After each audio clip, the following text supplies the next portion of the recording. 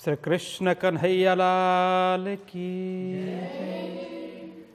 आनंद कंदम प्रभुदेव चंद्रम व्रजेशरूपेण पुरापि जातं प्रवीश्य प्राप्तं प्रियप्राणनाथं परेश पूर्णं सततं नमामि। ब्रह्मा प्रिया जागरणाय जात सर्वस्वपाता भवसिन्धुत्राता विज्ञानदाता निजधर्मधाता दीनैकबन्धो शरणं प्रपद्ये दीनैकबन्धो शरणं प्रपद्ये। श्री कृष्ण कन्हैया लाल की जय। श्री सद्गुरु महाराज की जय। श्री प्राणनाथ प्यारे की जय। श्री पाँच नवतन पुरी धाम की जगद्गुरु आचार्य श्री 108 कृष्णमणि जी महाराज की समस्त सुंदर साथ की प्रणाम। धर्म प्राण सुंदर साथ जी लालदास वितक का 22वां प्रकरण अभी चल रहा है। श्री प्राणनाथ जी महाराज दीप बंदर में अभी विराजमान हैं। दीप बंदर का वृत्तांत चल रहा है। दीप आप सभी को ख्याल हो, वैसे द्वीप को ही दीप कहा। द्वीप मतलब टापू। अभी यह गुजरात के अंदर ही आता है। यह केंद्र शासित राज्य है, वैसे गुजरात के अंदर ही है, लेकिन वो केंद्र शासित है। द्वीप बंदर, तो द्वीप बंदर को ही दीप बंदर कहा गया। तो द्वीप बोलते हैं टापू को। चारों ओर समुद्र हो, चारों ओर पानी से घिरा हो और छोटी सी जगह जहाँ छोटी सी भूभाग जो पानी से ऊपर उठा हुआ हो, उसको द्वीप बोलते हैं। वैसे जामनगर भी प्राय द्वीप बोलते हैं जामनगर को। मतलब यह द्वीप तो नहीं है, प्राय द्वीप है। इसका मतलब होता है कि लगभग टापू जैसा ही। तो जामनगर में भी अधिकतर भूभाग समुद्र से सटी हुई जमीन है, सटा हुआ भूभाग है। लेकिन द्वीप बंदर है, ये पूर्ण रूप से टापू है, द्वीप है। तो वहाँ पर प्राणनाथ जी महाराज विक्रम संवत 1722 में वहाँ पहुँचे हैं। तो वहाँ पर वृत्तांत हो रहा है। तो यही प्रसंग चल रहा था। तो वहाँ के जो ईर्ष्यालु लोग हैं, तो प्राणनाथ जी महाराज से ईर्ष्या करने लग गए। उन्हें किसी भी तरह से बदनाम करने के लिए, उन्हें आरोप प्रत्यारोप करके, किसी भी तरह से उन्हें नीचा दिखा करके प्राणनाथ जी महाराज को द्वीप से बाहर खदेड़ने के लिए, भगाने के लिए भरसक लोग प्रयत्न करते हैं। तो कहीं भी परापूर्व काल से आज तक इसी का नाम संसार है। यहाँ अच्छे भी होंगे, बुरे भी होंगे, अच्छाई भी है, बुराई भी है, दुख भी है, सुख भी है, दिन भी है, रात भी है, फूल भी है, कांटे भी है, इसलिए ये संसार है। तो वहाँ भी काफ़ी लोग अच्छे मिले, तो उनमें से कतिपय ऐसे ईर्ष्यालु लोग भी वहाँ पर थे, तो जो प्राणनाथ जी को बदनाम करने के लिए, उन्हें कष्ट देने के लिए, कष्ट पहुँचाने के लिए प्रयत्न करते। वो प्रसंग यहाँ पर चल रहा है। तो ये प्रसंग 14 चौपाई तक हमने कल श्रवण की।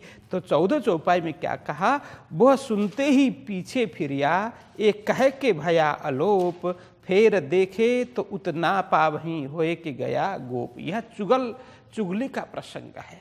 तो वहाँ की जो तथाकथित पंडित जन, देखिए पंडित शब्द है, बड़ा ही मार्मिक शब्द है और बहुत उत्कृष्ट शब्द है, लेकिन इस शब्द को लोगों ने ऐसा निम्न कक्षा का बना दिया कि अब लोग पंडित कहते ही मुंह सिकोड़ लेते हैं। क्योंकि यहाँ जो दृष्टांत दे रहे हैं वही तथाकथित पंडितों के लिए है। तथाकथित कथावाचक जो अपने आप को ज्ञानी कहते हैं, तथाकथित ज्ञानी, तथाकथित पंडित, ऐसे लोग एकत्रित होकर के एक चुगलखोर तैयार करते हैं, उसको फिरंगी के दरबार में भेजते हैं कि फरियाद करने के लिए, शिकायत करने के लिए। तो चुगलखोर दरबार में जाता है, तो उस समय एक अपरिचित दिव्य पुरुष वहाँ मिलते हैं। वे समझाते हैं उसको, देखो अपनी आँखों से देखी हुई घटना है, कभी कभी गलत होती है। हम जो सोचते हैं, जो देखते हैं, जो हमने अपने कानों से सुनी हुई बात भी गलत होती है, आँखों से देखी हुई घटना भी गलत साबित होती है। तो दूसरे की कही हुई बात पर हम विश्वास करके किसी को कष्ट देने के लिए शिकायत करें, ये अच्छी बात नहीं है। तो इस तरह से उन्होंने जब समझाया चुगलखोर को अच्छा लगा कि हाँ बात तो सही है। तो मैंने अपने कानों से उनके द्वारा कुछ गलत बात सुनी है, न मैंने अपनी आँखों से उन्हें देखा ही है। तो ऐसा कार्य मुझे नहीं करना चाहिए। अच्छा हुआ मेरे लिए आप यहाँ पर आए, मुझे ऐसा गलत कार्य करने से आपने बचाया करके वो वापस लौटा। तो यहाँ तक का प्रसंग हमने कल सुना था। तो जैसे ही ये पीछे मुड़ा, उसी समय वो व्यक्ति अंतर्ध्यान हो जाते हैं, अदृश्य हो जाते हैं। इसीलिए पहले ही कहा हुक्म के स्वरूप के द्वारा, मतलब वो परमात्मा का कोई विशेष शक्ति, परमात्मा की विशेष शक्ति यही हुक्म के स्वरूप है। तो किसी भी संत, सज्जन, भक्तजन, ऐसे लोगों के लिए कहीं न कहीं वो सहयोग के लिए परमात्मा अपनी शक्ति भेजते रहते हैं। तो ऐसे के लिए हुक्म का स्वरूप ये संबोधन किया गया है। तो वहाँ भी ऐसे हुक्म के स्वरूप विशेष शक्ति आकर के, विशेष व्यक्ति, किसी अपरिचित व्यक्ति के रूप में आकर के उन्हें समझाते हैं। तो उन्हें चुगलखोर को तो समझाया, लेकिन सहयोग किसके लिए हुआ? सुंदर साथ के लिए और प्राणनाथ जी महाराज के लिए। यदि वो शिकायत कर देता तो फिरंगी तुरंत अमल कर देते। फिरंगी ऐसे जालिम अत्याचारी था, तो वो उसकी आंखें तो थी नहीं, मात्र कान थे। तो जो बात सुनी है बस उसके ऊपर भरोसा करके वो अमल कर देता, सजा सुना देता। तो सुंदर साथ को कितनी तकलीफ होती। इसीलिए हुक्म के स्वरूप ने सुंदर साथ की रक्षा इस तरह से की। कहने का मतलब, अब हम आगे बढ़ते हैं। साथ में खलबल पड़ी, हुआ चुगल का डर, भागे चारों तरफों खाड़ी गए उतर। बस अब उन ईर्ष्यालु लोगों ने, उन दुष्ट लोगों ने किसी को तैयार करके चुगली के लिए दरबार में भेजा है, ऐसा समाचार सब भी और फैल गया। ऐसी बात सब भी और फैल गई। वहाँ क्या कुछ घटना घट रही है ये अभी तक किसी को पता नहीं है, लेकिन अब उन लोगों ने एक चुगलखोर को तैयार करके फिरंगी को चुगली के लिए दरबार में भेजा है करके सुंदर साथ में भक्तों में ये सारा हो हल्ला हो गया, हो हल्ला मच गया। तो हुआ चुगल का डर, तो साथ में ऐसे मतलब हो हल्ला खलबली हुई। तो चुगल हो, अब चुगलखोर वहाँ गया है, अब चुगली कर देगा, फिरंगी फिर सबको पकड़ करके कैद कर लेगा, क्या कुछ सजा देगा, दंड देगा। ऐसा करके लोगों में अंदर अंदर उहा पुह मच गया। तो सारे डर गए, भागे चारों तरफों खाड़ी गए उतर। अब प्राणनाथ जी महाराज के साथ में आकर के जो कथा चर्चा सुनने वाले थे सैकड़ों की संख्या में, ये सारे बिखर गए, वहाँ से भाग गए, यत्र तत्र सर्वत्र भाग गए। और कहते हैं खाड़ी गए उतर। खाड़ी मतलब वो नाला है, नाला उतर करके भाग जाते हैं जहाँ जहाँ जगह मिलती है। तो कई लोग तो द्वीप छोड़ करके भाग गए, तो कई लोग कहाँ छुप गए, इस तरह से भाग गए। कोई शहर में छिप गए, कोई कहे हम ना जावें उत्ता, कोई कहे हम ना सुने कभू न गए तित्ता। तो उनमें से कितने लोग तो खाड़ी उतर करके ही भाग गए, कितने लोग शहर में अंदर अंदर छुप करके बैठे, और कोई कहने लगे आपस में बातचीत करके, कोई पूछता है तो नहीं नहीं हम कभी वहाँ पर गए ही नहीं, हमें तो पता ही नहीं कौन संत है कौन महात्मा है, हमें तो पता ही नहीं, हम तो कभी जाते ही नहीं है, बस हम अपने काम से काम मतलब रखते हैं। ऐसे करके आपस में बात करने लगे। कोई कहे हम ना सुने, हमने उन कभी किसी से चर्चा भी नहीं सुनी, कोई संत महात्मा आए ऐसा भी हमने कभी ना देखा है ना सुना है, कबू ना गए तित्ता, कभी किसी के पास हम गए ही नहीं। ऐसा करके बात करने लग गए। इन भांत दज्जाल ने सबके लिए हथियार, कोई खड़ा न रह सका तरफ धनी निर्धार। इस तरह से दज्जाल ने मतलब वो कलयुगी शैतान, मतलब वही दुष्ट लोग, दुर्मति लोग, दुर्बुद्धि रखने वाले लोग, ईर्षा रखने वाले, इन्होंने सबके लिए हथियार। देखो ये माया रूपी दज्जाल है ना, मतलब किसी के अंदर भी वो किसी रूप में माया प्रवेश करती है। तो माया प्रवेश करते ही कोई ईर्षा करने लग जाता है ना, कोई आग में जलने लग जाता है, कोई किसी को नुकसान पहुंचाने के लिए तौर तरीके ढूंढता है, किसी भी तरह से किसको किस तरह से नुकसान पहुंचाए। वो सब मायावी जीवों का प्रभाव है, माया का प्रभाव है। तो यदि माया नहीं होती अंदर तो किसी के लिए इतना बुरा कोई सोचता नहीं है। ईर्षा क्यों करना है? देखिए सबके अपने भाग्य से जो मिलना है वो मिलना ही है, तो एक दूसरे के ईर्षा क्यों करेंगे?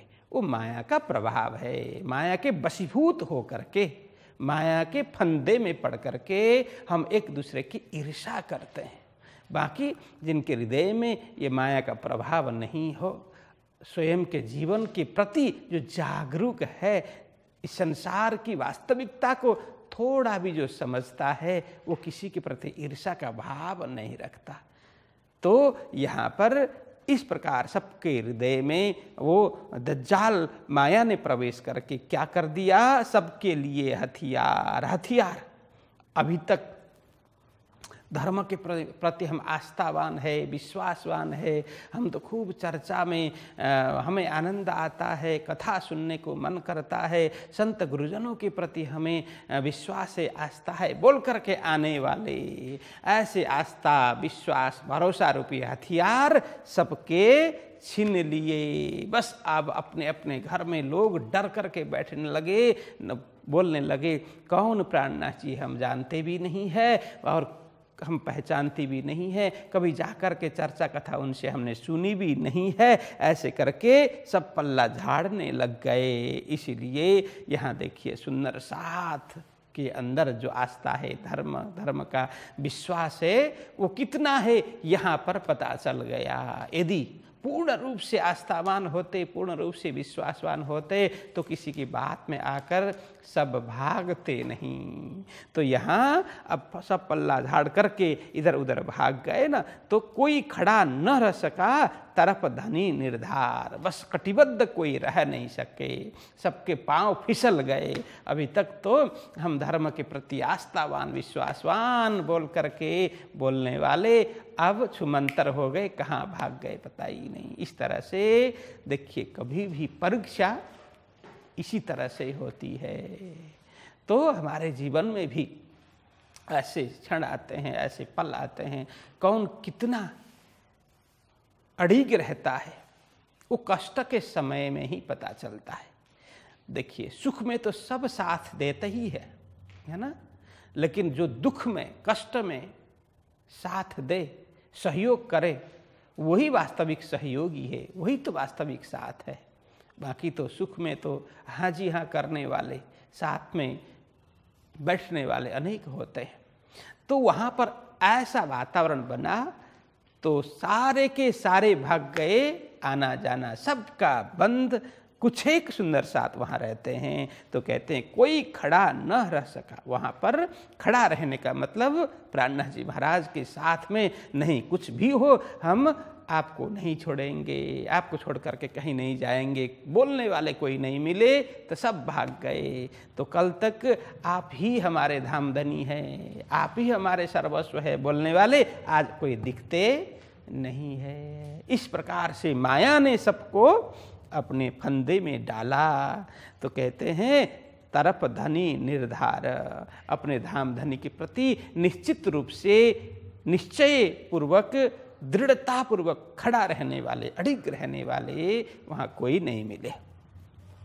एक जयराम खड़ा रहा और इनके घर के लोग इन्हों आपो पा दिया रहे अपने जौक। देखिए, एक जयराम भाई, अब ये तो ब्रह्म मुनि है, बस वही रहे और जाए भी क्या, प्राणनाथ जी उनके घर में ही है ना। और सारे तो भाग गए लेकिन जयराम भाई खड़े रहे। तो एक जयराम खड़ा रहा और इनके घर के लोग, इनके परिवार के लोग हैं वो प्राणनाथ जी महाराज के साथ में ही रहे। इन्हों आपो पा दिया, इन्होंने जयराम भाई एवं उनके परिवारों ने आपो पा मतलब अपने आप को समर्पित कर दिया, मतलब स्वयं को प्राणनाथ जी के चरणों में समर्पित कर दिया। अब जो है आप ही है, बस हमें अन्य किसी से कोई परवाह नहीं है, अन्य किसी से कोई लेना देना नहीं है। आप है, अब हमारे कर्णधार कहो, सद्गुरु कहो, अब आप ही है। उन्होंने इस तरह से अपने आप को समर्पित कर दिया, रहे अपने जौक मतलब आनंद में, बस मस्ती में वे रहे। कुछ भी हो, फिरंगी आए हमें पकड़ करके ले जाए, हमें कोई परवाह नहीं है। जौक मतलब आनंद, बस आनंद में मस्ती में ये लोग रहे। ये तो नजर दज्जाल की दिखाए अजमाए इन, खल भल पड़ी साथ में डगे इत सैयन। देखो, ये तो नजर दज्जाल की, अब इस तरह से लोगों में खलबल हो गई। दज्जाल की कुदृष्टि, नजर मतलब यहाँ दृष्टि है, लेकिन दज्जाल की, दुष्टों की कुदृष्टि सुंदर साथ के ऊपर, ऐसे सज्जन लोगों के ऊपर पड़ी। दिखाए अजमाए इन्ना, तो इस तरह से दज्जाल की कुदृष्टि के द्वारा उनको माध्यम बना करके श्री राज जी ने सबकी परीक्षा ली, एक माध्यम बनाया, एक निमित्त बनाया। बस वहाँ निमित्त दज्जाल हो गए, ऐसे दुष्ट दुर्मति लोग की दृष्टि कुदृष्टि हो गई, खराब दृष्टि सुंदर साथ के प्रति, प्राणनाथ जी महाराज के प्रति लगा दी, ताकि सुंदर साथ की वहाँ परीक्षा हो सके। कौन कितना दृढ़ निश्चयी है, कौन कितना अड़िग होकर के धर्म के प्रति, सदगुरु जी के प्रति, सुंदर साथ के प्रति समर्पित होता है। बस इस तरह से धामधनी ने सबकी परीक्षा ली। दिखाए अजमाए इन, अजमाए मतलब परीक्षा, परीक्षा दिखा करके, इन मतलब इन सुंदर साथ की परीक्षा ली। किसकी? धर्म की परीक्षा ली, आस्था की परीक्षा ली, विश्वास की परीक्षा ली। तो इस तरह से कि कौन कितने पानी में है, तो इस तरह से धामधनी ने सबकी परीक्षा ली। खलबल पड़ी साथ में, इस तरह से चारों ओर हो हल्ला मच गया। तो डगे इत सय्यन, लेकिन वहाँ डिग गए सुंदर साथ परीक्षा में। कोई पास हो गए, जयराम भाई एवं उनके परिजन स्वजन ही पास हो गए, बाकी सभी फेल हो गए, बिल्कुल वो नापास हो गए, परीक्षा में फेल हो गए। डगे मतलब डिग गए, विचलित हो गए, फेल हो गए। वह तो सोर ऊपर का स्याह मुँह भय चुगल्ला, फिर साथ बैठा सब मिलके करने लगे नकल। बस अब लालदास जी महाराज यहाँ बताते हैं सुंदर साथ जी, वह तो शोर ऊपर का, बस शोर मतलब कोलाहल, हो हल्ला, वो ऊपरा ऊपरी बाह्य हो हल्ला कोलाहल मचा हुआ था, लेकिन अब उसका कोई भी प्रभाव हुआ नहीं। वो किसका, वो चुगली की जो बात है ना, चुगली की बात, चुगलखोर तैयार भी इन लोगों ने किया था, वो सत्य बात है, और चुगलखोर दरबार तक भी पहुंचा था, यह भी सत्य बात है। ये सब ने ये बात सुनी थी, अरे चुगलखोर तैयार होकर के किसी को भेज रहे हैं, दरबार गया है, ऐसा भी सारे सुंदर साथ ने सुना, ये भी बात सत्य है। लेकिन उसके बाद किसी को ये बात पता नहीं है। ये हो हल्ला तो मच गया, शोर शराबा हो गया, कोलाहल मच गया, किंतु यहाँ कहते हैं ऊपरा ऊपरी की थी, तो इसका कोई प्रभाव हुआ नहीं। चुगलखोर वापस आ गया और फिरंगी तक ये बात पहुंची ही नहीं। तो इससे क्या हुआ, स्याह मुँह भय चुगल्ला, जो चुगली करने वाले, जिन्होंने चुगलखोर को तैयार किया था, ऐसे लोग जिन्होंने ये सारा आयोजन किया था, सारा प्लान जिनका था, बस ये आयोजन उनका उद्देश्य पूर्ण न होने पर क्या हुआ, स्याह मुँह भय चुगल्ला। स्याह मतलब काला, सबका मुंह काला हो गया, जिनका उद्देश्य पूरा न होने से मुंह काले हो गए। मतलब बोलते हैं ना कि ऐसी बात से तो उसका मुंह इतना काला हो गया, इतना पीला हो गया, बोलते हैं ना, काला पीला हो गया बोलते हैं ना, तो ये हो गया, स्याह मुंह हो गया, मतलब मुंह काला हो गया, मतलब उन्होंने जो सोचा था वो तो हुआ ही नहीं। इसलिए ये निराश होकर के, हताश होकर के, मुंह लटका करके बैठ गए। ऐसे निंदक लोग, मतलब वो चुगल मतलब निंदक लोग, ईर्ष्यालु लोग, जिन्होंने चुगलखोर को भेजा था, कुछ परिणाम नहीं आया, इसीलिए सब स्याह मुँह करके बैठ गए। फिर साथ बैठा सब मिल के करने लगे नकल्ला। 2 दिन 4 दिन कुछ दिन बीत गए, कुछ भी प्रभाव इधर उधर नहीं है, तो सारे सुंदर साथ फिर से धीरे धीरे धीरे एकत्र होने लगे। तो एक दो करते करते फिर आकर के सभा में बैठने लगे। तो प्राणनाथ जी भी पूछते हैं, अरे भाई तुम कहाँ गए थे, इतने दिन दिखे नहीं। तो कहते हैं, अलग अलग बहाना बताते हैं, मेरा ये काम था, वो काम था, इसलिए मैं कहीं दूर गया था। ऐसे करके बहाना करके लोग फिर धीरे धीरे जुटने लग गए। फिर साथ बैठा सब मिल करके बैठे, करने लगे नकल। नकल मतलब अभिनय, कैरिकेचर, एक दूसरे के कैरिकेचर करने लग गए। कैसे कि अब पहले क्या करते थे, अरे नहीं मुझे तो जाना नहीं है, अब तो मैं सबको बोलूँगा या बोलूँगी, किसी को मैं तो किसी संत को पहचानता भी नहीं हूँ, कभी उनसे कुछ चर्चा भी नहीं सुनी, कभी उनके पास गए भी नहीं, हम जानते भी नहीं हैं, ऐसे करके हम तो बोल देंगे, कोई पूछेंगे तो हमें तो कुछ पता ही नहीं है, बस अपने को बचाना है। ऐसे करके सब आपस में भाग कूद गए थे, छिप गए थे। अब वही एक आपस में नकल करते हैं, अरे तुम तो ऐसा करते थे, तुमने ऐसा किया था, तुमने ऐसा किया था, इस तरह से तुम डर गए थे, करके एक आपस में कैरिकेचर करते हैं, नकल करते हैं, अभिनय मतलब वो करते हैं। हंसी हुई साथ में करने लगे बितक, भूल मानी भागते आगे बैठे के हक। बस इस तरह से वहाँ पर बस हंसी का प्रसंग बना, एक आपस में हंसी हो गई, एक आपस की नकल करने लगे, नकल उतारने लग गए। तो वहाँ पर इस तरह से राज्य ने हंसी करवाई, इसलिए सब फेल हो गए ना, धर्म में सब फेल हो गए, आस्था विश्वास कम होने के कारण।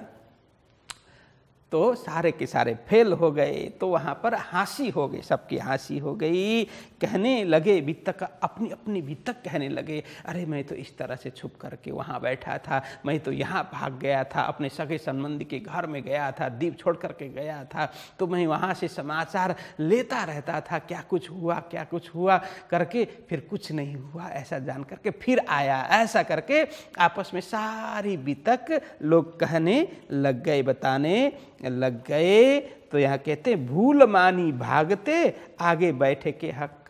तो वहाँ सबने आकर के भूल स्वीकार की, अब कुछ नहीं हुआ। तो वहाँ पर भूल मानी, हमारा भागना, यहाँ से रफू चक्कर होना, ये हमारे लिए लज्जास्पद बात हो गई। तो पश्चाताप करने लग गए, हम सचमुच डर गए थे, हमें यदि पूर्ण विश्वास होता तो हम भागते नहीं। तो उन्होंने भूल स्वीकार किया, कहते हैं भूल मानी भागते, ऐसे डर कर हमारा भागना सचमुच हमारी भूल ही है। आगे बैठे के हक, देखिए जो परमात्मा के सामने अपने आप को पाता है, यदि परमात्मा है, परमात्मा का अस्तित्व जो स्वीकार करता है, उसको डरने की ज़रूरत नहीं है। जब हम गलत नहीं करते तो कभी डरने की आवश्यकता नहीं है। इसका मतलब ये नहीं कि हम ऐसे सीना तान करके अभिमानी होकर के चलें, ऐसा नहीं है। अभिमानी होना अलग बात है, निडर होना अलग बात है।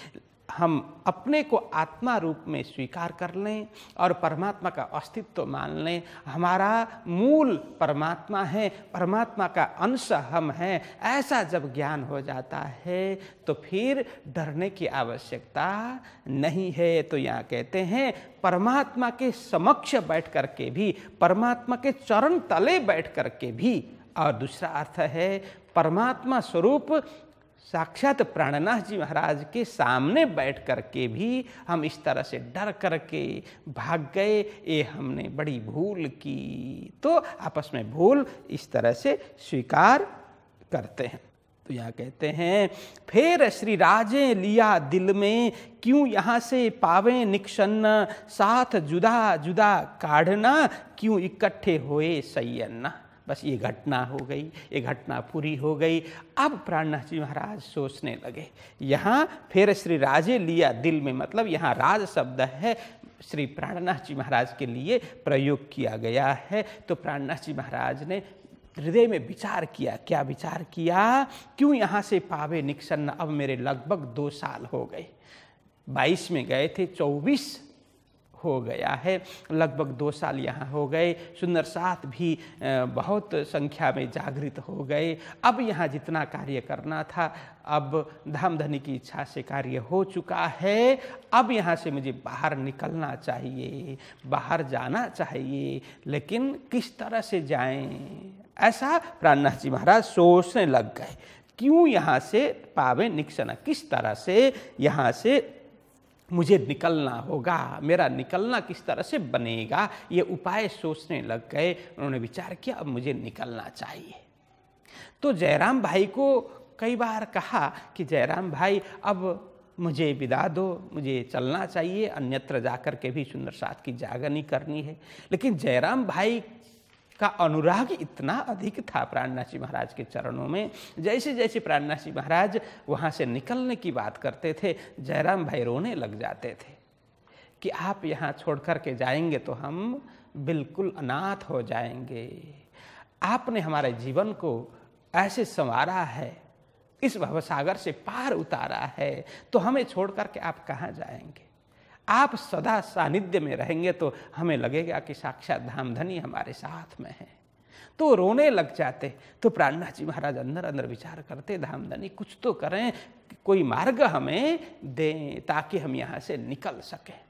ऐसे वे उपाय के लिए कुछ सोचते विचार कर रहे थे। साथ जुदा जुदा काढ़ना, जुदा जुदा मतलब अलग अलग, यहाँ अलग अलग स्थानों में जा कर के सुंदर साथ को जगाने का भाव है। तो विभिन्न स्थानों में, एक स्थान में रह कर के नहीं।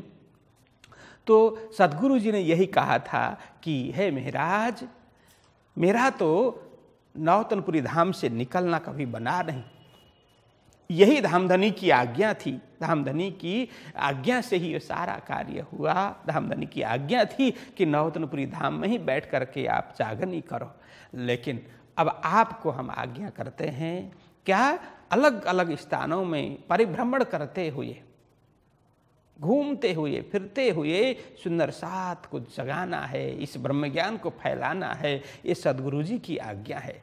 तो प्राणनाथ जी महाराज यही सोचते हैं, दीप में इतना समय हो गया, यहाँ से मुझे बाहर निकलना होगा। अलग अलग स्थानों में सुंदर साथ की आत्मा है, ब्रह्मधाम की आत्मा है, तो उन सबको जगाना है।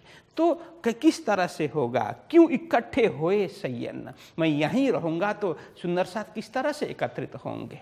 इसलिए किस तरह से मुझे यहाँ से निकलना होगा, किस तरह से ब्रह्मधाम की जो ब्रह्म वासना है, जो माया में आकर के भूल गई है, अपने आप को भूल गई है, उनको किस तरह से जागृत करना है, किस तरह से एकत्रित करना है, किस तरह से संगठित करना है करके वो अंदर अंदर विचार कर रहे थे। तो उसी में एक घटना वहाँ पर घट जाती है। क्या, तो समझते हैं, इन उपाय के वास्ते आए दीब मारी आरबन, आई श्री बाईजी बंद में, तब चले छुड़ावने तिन्ना। बस प्राणनाथ जी महाराज इस तरह से सोच विचार कर रहे थे, किस तरह से उपाय दे, धामधनी को प्रार्थना कर रहे थे। तो वहाँ एक प्रसंग बना। क्या हुआ, इन उपाय के वास्ते, किन उपाय के वास्ते। देखिए, इसीलिए कहा कोई भी कार्य होता है तो उसका कारण जरूर होता है, बिना कारण कारज न होई। कुछ भी कार्य होता है उसके पीछे कारण अवश्य होता है, बिना कारण कोई कार्य बनता ही नहीं है। तो यहाँ भी अब यह जो कारण उपस्थित हो रहा है, ये किस लिए, यहाँ कहते हैं इन उपाय के वास्ते। तो प्राणनाथ जी उपाय ढूंढ रहे थे ना कि किस तरह से निकलना होगा। तो राज्य ने एक प्रसंग वहां पर उपस्थित करा दिया। क्या हुआ, आए दीब मारी आरबन। बस दीब में, यहां कहने का मतलब दीब में आए कौन, आरबन। आरबन मतलब अरबी, अरबी लुटेरे दीब में आए और क्या किया, मारी मतलब छापा मारा। इसको इस तरह से आगे पीछे करके समझना। आए दीब मतलब दीब में आए कौन, आरबन, अरबी लुटेरे, अरबी डाकू लुटेरे वगैरह आकर के दीप में आकर के क्या किया, मारी मतलब छापा मारा। आई श्री बाईजी बंद में, तब चले छुड़ावने तिन्ना। बस उन्होंने पहले क्या था, जहां जहां बंदरगाह है, जहां जहां पोर्ट है, तो वहां आवागमन होता था। पहले तो अधिकतर जल मार्ग से ही आना जाना होता था, दूर दूर कहीं जाना हो तो जल मार्ग से ही। अब स्थल मार्ग अभी की तरह डेवलप नहीं था, इसीलिए या तो घुड़सवारी करके घोड़े में जाया जाता था, या ऊंट में जाया जाता था, या बैलगाड़ा वगैरह में जाते थे, या तो पैदल ही जाते थे। लेकिन अधिक सामान इधर उधर ले जाना हो, एक देश से दूसरे देश में जाना हो, तो जलपोत का प्रयोग किया जाता था, मतलब जहाज का प्रयोग किया जाता था। उस समय जो भी जहाज बनते थे, उपलब्ध होते थे, तो ऐसे में ये व्यवहार चलता था। तो दीव एक बंदरगाह, देखिए बंदरगाह किसको बोलते हैं, इसको पोर्ट है, जैसे रेलवे स्टेशन है, इसी तरह से जो जहाज जहां आना जाना करते हैं उसको बंदरगाह बोलते हैं। जैसे हवाई अड्डा, उसको एयरपोर्ट बोलते हैं। तो जहां पानी जहाज का आना जाना उसको बंदरगाह बोलते हैं।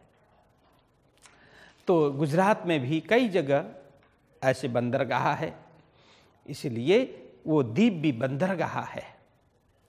तो वहां पर ये अरब सागर है, ये सारा जामनगर में जो लगा हुआ ये भी अरब सागर है, द्वीप का भी जो अरब सागर है, अरब की खाड़ी। तो वहाँ से आगे सब अरबियन कंट्री, अरब कंट्री वहाँ से होते हैं। जैसे पहले भी आया था, अरब में अनेक देश हैं, एक दो नहीं अनेक देश हैं, ठीक। तो वहाँ से आना जाना सरल होता था।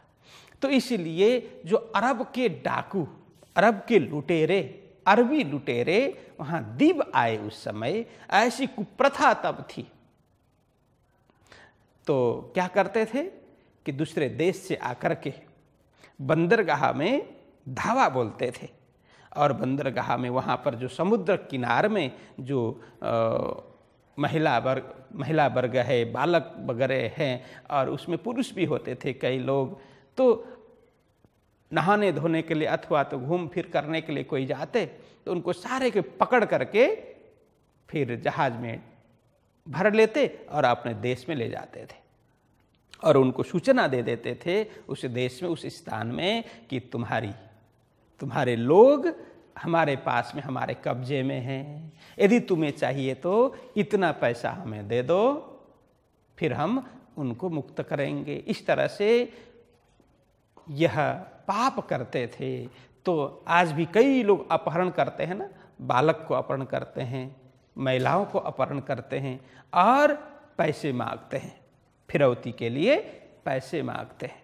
तो यहाँ इस तरह से अपहरण किया, इन्होंने अरबी लुटेरों ने वहाँ छापा मार करके अपहरण किया। उस अपहरण में, उस बंधन में तो कौन, बाईजी महारानी भी पकड़ी गई। तो बाईजी महारानी एवं अन्य सुंदर साथ और कई लोग समुद्र किनार में हो सकता है गए थे, तो उस समय बाईजी महारानी को भी वहाँ उन्होंने पकड़ा और अनेक लोगों को पकड़ करके जहाज में डाल करके अपने देश ले गए। उन्होंने सूचना भेज दी, तब वहाँ पता चला, प्राणनाथ जी महाराज को सबको पता चला। इस तरह से अरबी लुटेरे आकर के इन लोगों को पकड़ करके ले गए हैं, ऐसा समाचार मिला। तब चले छुड़ावने तिन्ना।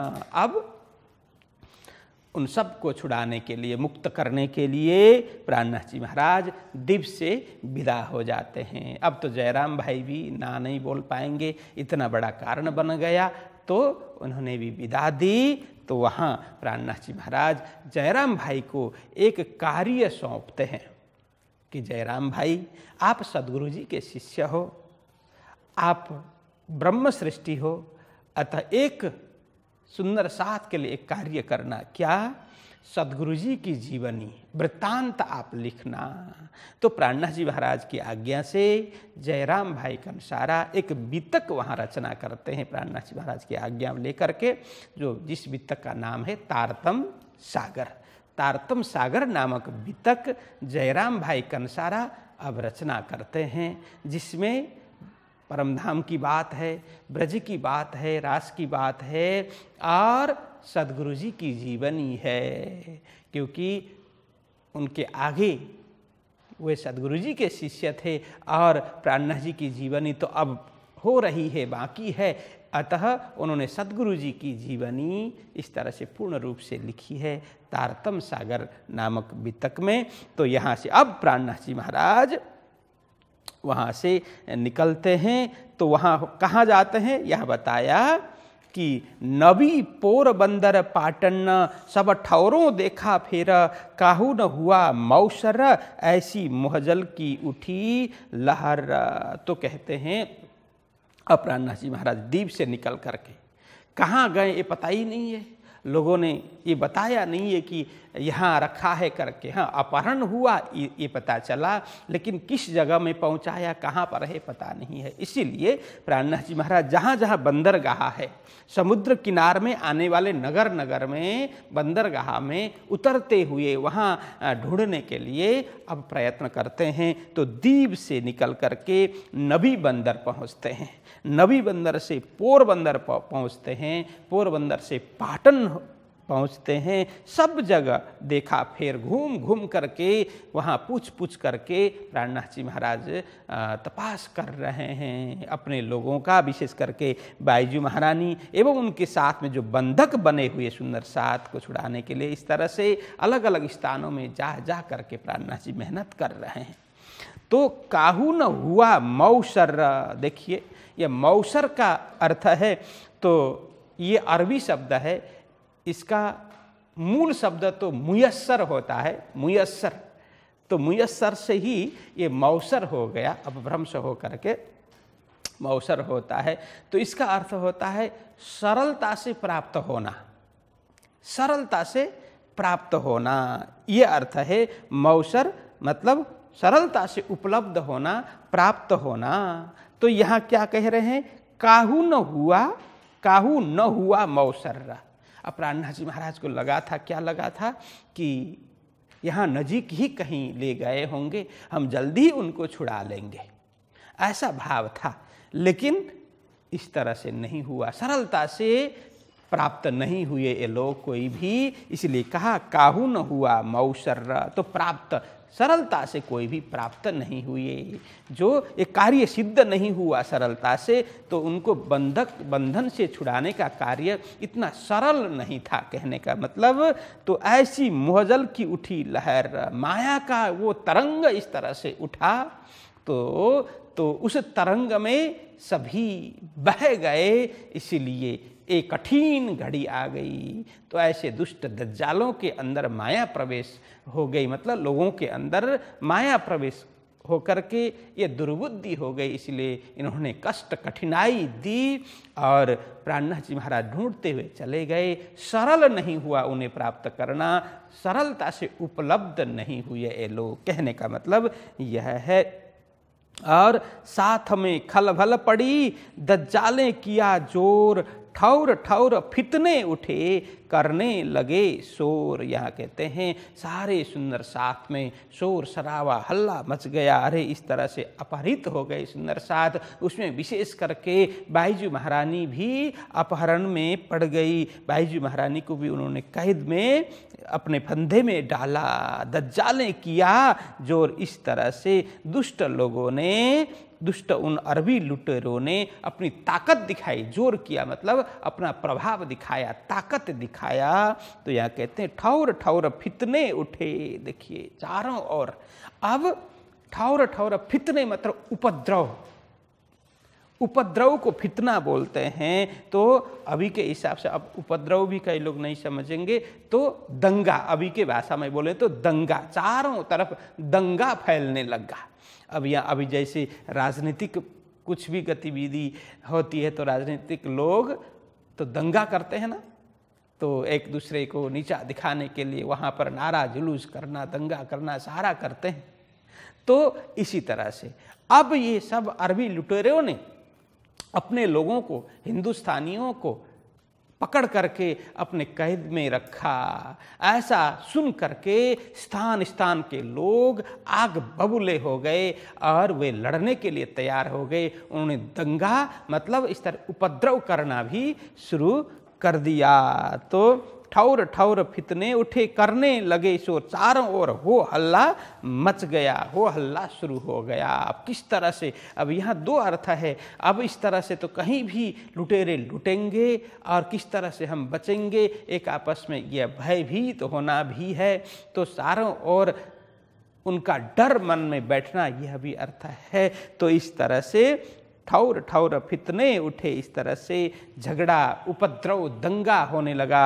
स्थान स्थान पर लोग आपस में शोर शराबा करने लगे। तो प्राणनाथ जी महाराज ढूंढते हुए चले जा रहे हैं। यहाँ से ती अब कहाँ पहुँचे थे, पाटन पहुँचे थे, वहाँ से फिर कच्छ आए। यहाँ से ती आए कच्छ, थावर दिया साथ, मंडई मिने आए के, साथ के पकड़े हाथ। अब प्राणनाथ जी महाराज कच्छ पहुँचते हैं। यहाँ से सेती आए कच्छ, कच्छ पहुँचते हैं। थावर दिया साथ, थावर भाई वहाँ पर पहले से सुंदर साथ थे, थावर भाई उनसे मिले। मंडई मिने आए के, साथ के पकड़े हाथ। मंडई मतलब माडवी बंदर, यह भी पोर्ट है, बंदरगाह है।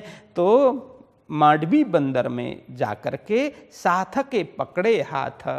तो सुंदर साथ जो माया में डूबे हुए थे, माया में फंसे हुए थे, माया के दलदल में डूबे हुए सुंदर साथ के हाथ पकड़ करके फिर प्राणनाथ जी महाराज उनको परमार्थ के मार्ग में लगाते हैं। साथ के पकड़े हाथ कहने का मतलब यह है तहाँ प्रागमल कुंवर बाई केतिक रहवे साथ, भूल गए साथ चर्चा को लई दज्जालसों बाथ।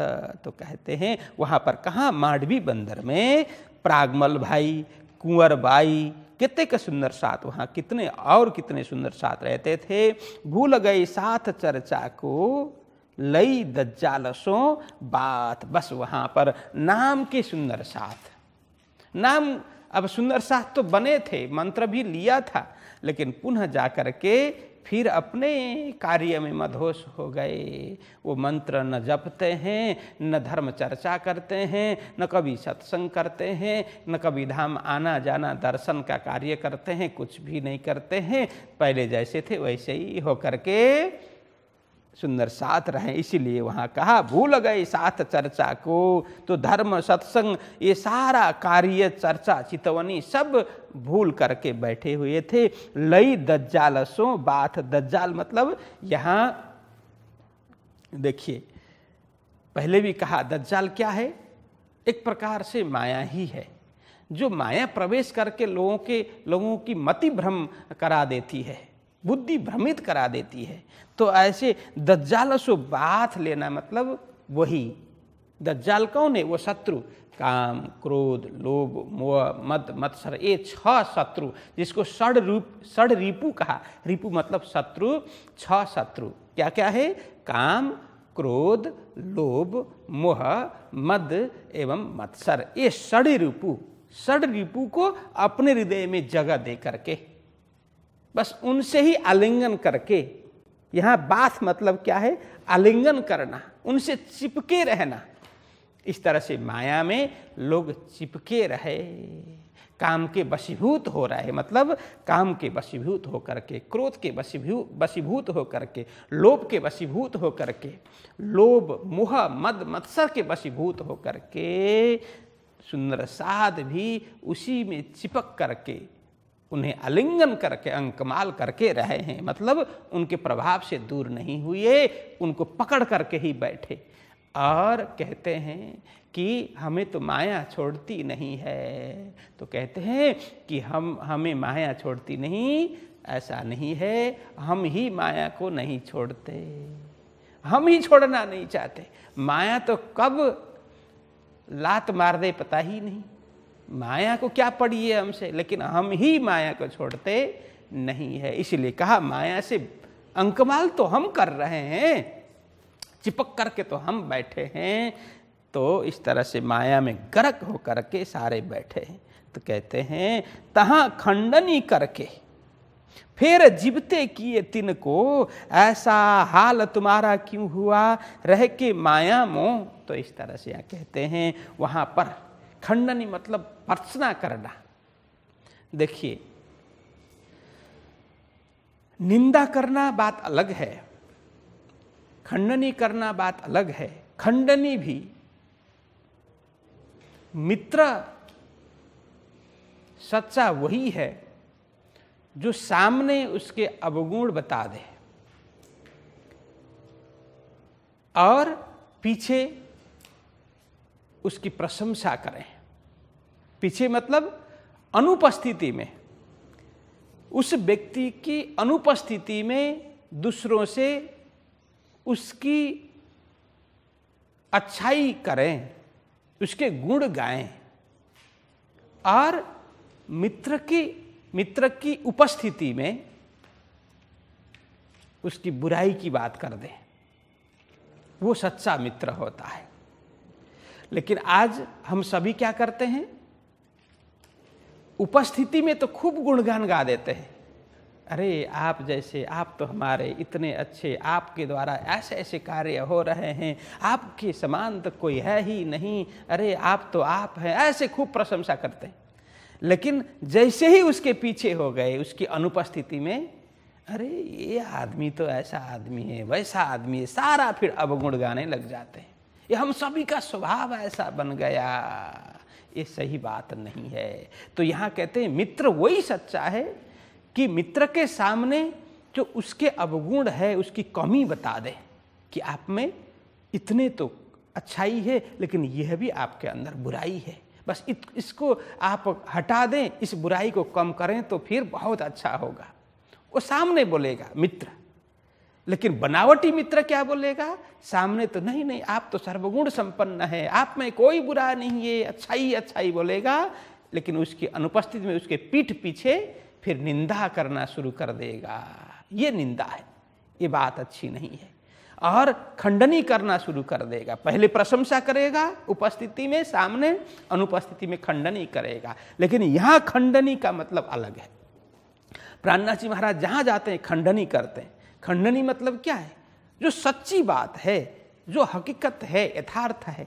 क्या बोल रहे हैं? अरे आप लोग सद्गुरु जी के शिष्य हो, ऐसे सद्गुरु जी जो समर्थ सद्गुरु जी हैं, उनके शिष्य होकर के माया में इस तरह से गर्क होना, माया में पड़े रहना, इस तरह से माया के दलदल में फंसे रहना आप लोगों को शोभा नहीं देता। ये आपका कर्तव्य नहीं है, आपका धर्म नहीं है। तो इस तरह से सामने बोलना यही खंडनी है। इसको निंदा नहीं बोलते, इसको खंडनी, भर्त्सना करना। तुम गलत कर रहे हो और सही कर रहे हैं तो उनको सही भी कहते हैं। प्राणनाथ जी महाराज तुम बहुत अच्छा कर रहे हो, ऐसा ही कार्य करना चाहिए, क्योंकि योग्य गुरु हो, समर्थ सद्गुरु हो, उनके शिष्य को भी ऐसा ही सुंदर कार्य करना चाहिए। खूब प्रोत्साहित करते हैं। तो यहाँ कहते तहाँ खंडनी करके फिर जीवते किए तिनको। जीवते किया मतलब जागृत किया। अब यह मरे थोड़ी थे, लेकिन शास्त्र में कहा, देखिए जब तक हम इस शरीर और आत्मा को अलग करके नहीं देखते, हम ये शरीर ही है ऐसा मान बैठते हैं, तब तक शास्त्र में कहा है ये मृत तुल्य है, ये मुर्दा ही है, ये मरा हुआ ही है, ऐसा माना है। वो मात्र ये श्वास लेना देना तो वो धोंकनी भी करती है। धोंकनी किसको बोलते हैं?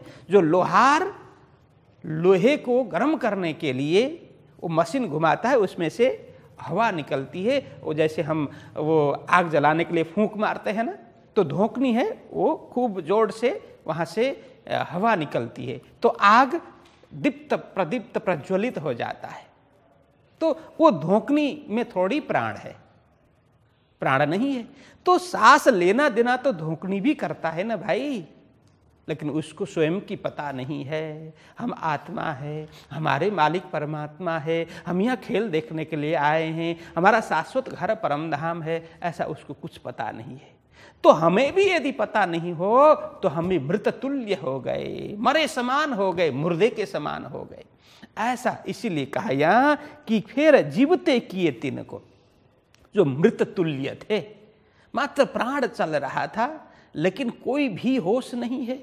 होश का मतलब क्या है? अभी तो हम सब होश में ही है ऐसा बोलेंगे? नहीं, विश्व में अधिकतर व्यक्ति बेहोशी में ही जीते हैं। हम भी वही बेहोशी में ही जी रहे हैं। तो बेहोशी को ही मृत कहा, मृत्यु कहा। इसीलिए तो कहा कि असतोमा सद्गमय, असत्य से सत्य की ओर जाओ, तमसोमा ज्योतिर्गमय। वैसे तो ये प्रार्थना है, अपने एक शिष्य गुरु को प्रार्थना करता है, एक भक्त भगवान को प्रार्थना करता है, हमें ये शक्ति दें असत्य से सत्य की ओर जाने का हम साहस कर सकें, और तमसोमा ज्योतिर्गमय, अंधकार से ज्योति की ओर हम जा पाएं, ऐसी शक्ति दो।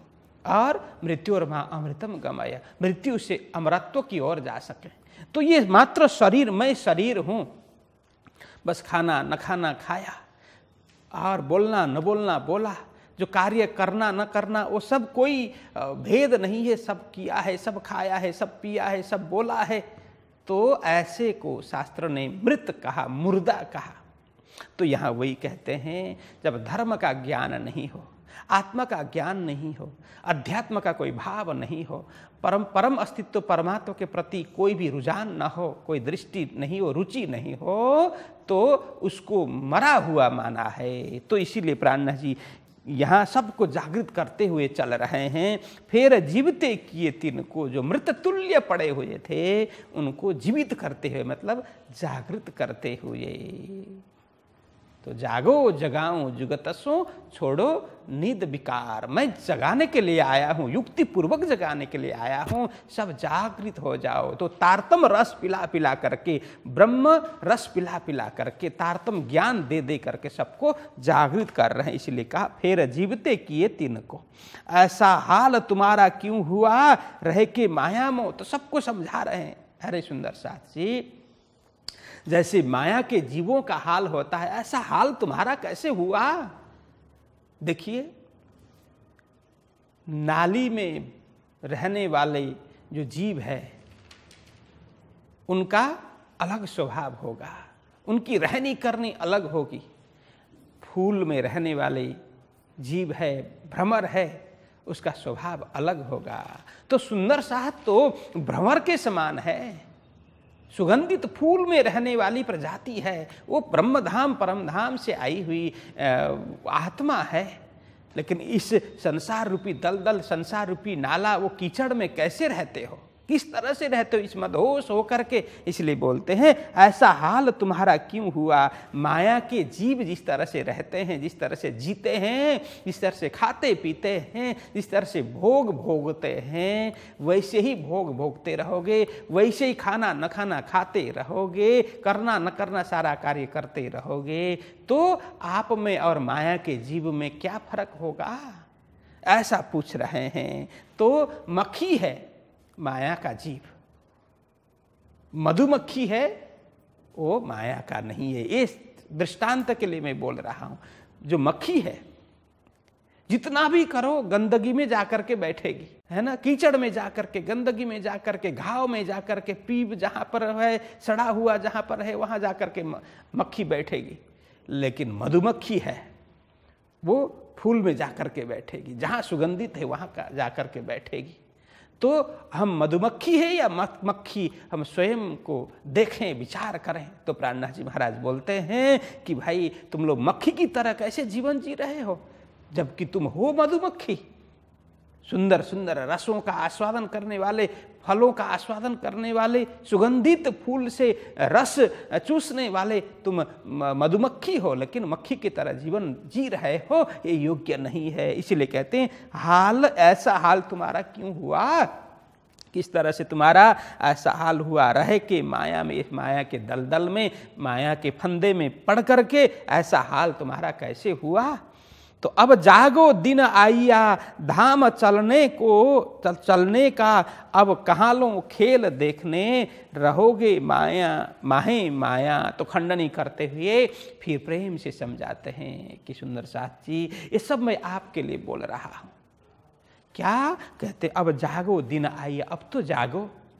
पहले धाम धनी आए, साक्षात सदगुरु जी आ गए, हमें खूब समझाया, उनसे ज्ञान भी तुम लोगों ने लिया, मंत्र भी लिया, सब कुछ हुआ, किंतु फिर सो गए, फिर माया में पड़ गए। तो अब जागो दिन आइए, अब सोने का अवसर नहीं है। अभी भी नहीं जागोगे तो आप लोगों को कोई जगाने के लिए अब नहीं आएगा। सदगुरु जी की आज्ञा से ही उन्होंने मुझे प्रेरित किया, धाम धनी ने प्रेरित किया, तो मैं आया हूं जागृत कराने के लिए, जगाने के लिए, उठाने के लिए। अब भी सोओगे तो तुम्हारा जीवन खत्म हो जाएगा, जीवन बर्बाद हो जाएगा। तो करते करते यहाँ से शरीर कब छूटेगा, कब छोड़ने का समय आएगा, लेकिन जागृत नहीं हो पाओगे। इसलिए मैं सबसे अनुरोध करता हूँ, अब जागो, जागने का दिन आया, अब सोने का दिन आया नहीं, सोने का अवसर अब गया, अब दिन जागने का है। अब हमें धाम भी चलना चाहिए, क्योंकि हम यहाँ खेल देखने के लिए आए हैं, खेल खेलने के लिए नहीं आए, देखने के लिए आए हैं कुछ देर के लिए। बस अब कुछ ही समय में हमें जागृत होना है। अब कहाँ लो खेल देखने, देखो भाई हम खेल देखने तो आए, लेकिन कब तक देखते रहोगे। देखने का भी एक नियत समय होता है। जैसे फिल्म देखने के लिए हम थिएटर में जाते हैं, हॉल में जाते हैं, तो कितने घंटे की फिल्म होती है? 2-2.5 घंटे, 3 घंटे, है ना। तो कम से कम 2.5 घंटे की फिल्म होगी, और उसके बाद भी मैं फिल्म देखता ही रहूँगा करके वहीं पड़ा रहे तो वो तो मूर्खता है। बस समय हो गया, बस पूरा हो गया, वहाँ से उठ जाना चाहिए। तो प्राणनाथ जी बोलते हैं खेल देखने के लिए हम आए हैं, बस देख लिया, एक बार देख लिया, कब तक देखते रहोगे, कब तक देखना है, अब जागो, अब जागने का समय है, रहोगे माया में, कब तक इस माया में रहना है। देखो मैं जगाने के लिए आया हूँ, अब जागृत हो जाओ। तो इस तरह से प्राणनाथ जी महाराज समझाते हैं। अब तो आज यहीं रखते हैं, तो कल आगे का प्रसंग हम श्रवण। बोलो कृष्ण कन्हैया लाल की। अब जागो दिन आया,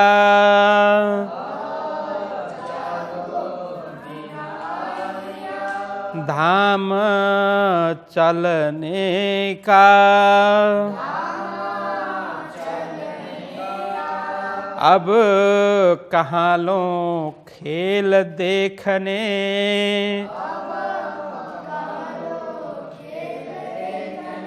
रहोगे माहे माया,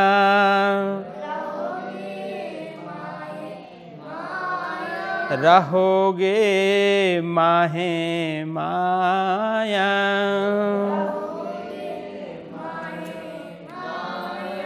बोलिए कृष्ण कन्हैया लाल की, श्री सद्गुरु महाराज की, श्री प्राणनाथ प्यारे की प्रणाम।